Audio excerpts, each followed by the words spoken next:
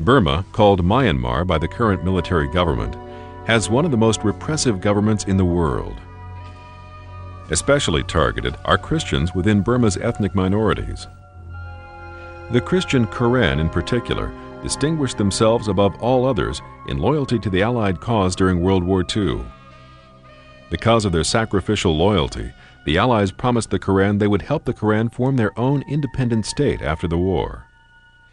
However, the British did not honor their commitments. Instead, after the war, the British sided with the Burmese.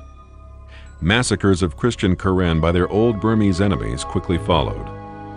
On Christmas Eve 1948, Karen church congregations in the Mergui district were slaughtered. The Karen fought back, thus beginning a war for survival that continues to this day. After half a century of fighting, the Karen have no allies and no money to buy arms. They've been pushed back to their last jungle strongholds by the Burmese government. Their future looks bleak. Today, there are over 100,000 refugees from Burma living in various refugee camps along the Burma-Thai border. There are also thousands of internally displaced persons, or IDPs, inside Burma.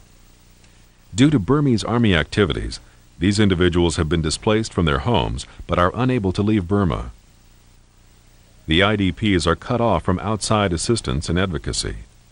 Many IDPs are Christians and live in a constant state of fear.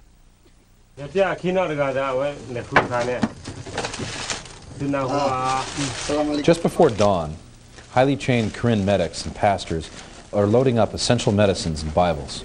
We're taking these to Christians who are cut off from the outside world, deep into the Burmese jungle.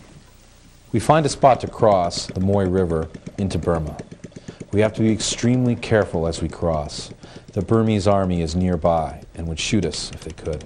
The Karen have been fighting for survival for more than 50 years. This is an active war, a hot zone, and each team is accompanied by armed escorts.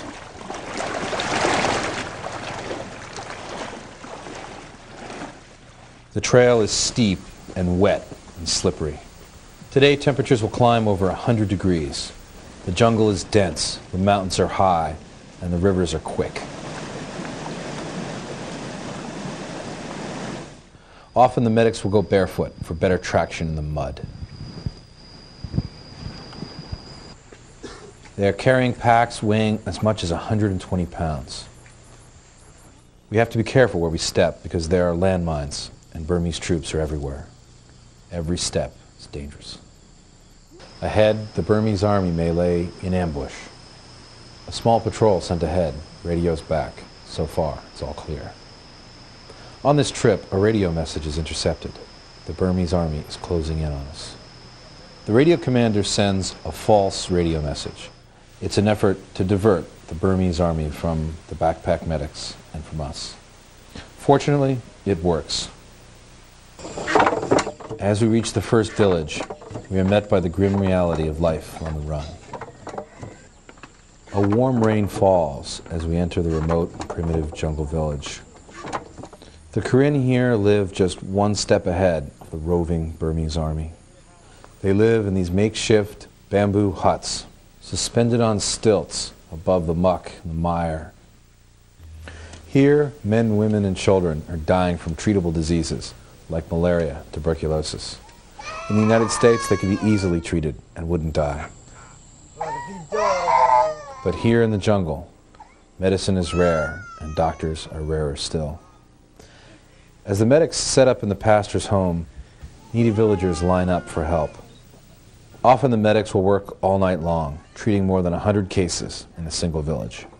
Without Christian Freedom International to supply the medicine and the expertise of these backpack medic teams, these remote Christians would be left hopeless and helpless in remote Burmese jungle. I know, I was there. I've seen the suffering in the villages. They need your help.